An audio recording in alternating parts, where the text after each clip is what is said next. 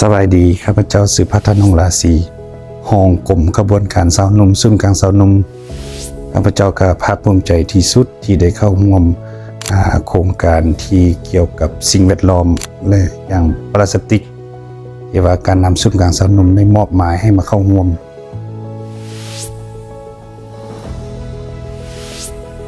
เจ้าก่อนอื่นเบิดก็แม่นว่าอิงใส่พระบทบาทของศูนย์กลางสาวหนุ่มอันนี้ก็แม่นเวียกการศึกษาอบรมแนวคิดการเมืองให้สาวหนุ่ม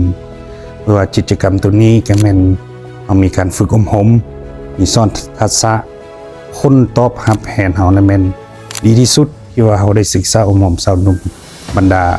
โรงเรียนมหาลัยที่ว่าได้เข้าร่วมก็เป็นจำนวนล่วงหลาย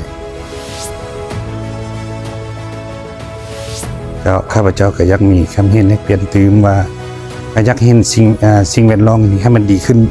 เกี่ยวกับสาวหนุ่มก็แม่นบุคลากรที่สำคัญที่ว่าพัฒนาประเทศชาติถ้าว่าสาวหนุ่มมีบุคลากรที่ดีมีผลได้รับสิ่งแวดล้อมมันก็สิตอบตามคืนมาอันนี้แม่นบาทกาวที่ทำอิฐของเวียกงานสิ่งแวดล้อมที่ฝึกอบรมให้สาวหนุ่มที่มีบทบาทในต่อสิ่งแวดล้อมอันนี้ก็แม่นดีที่สุดที่ว่ามีหลายภาคส่วนมันมีมหาลัยมี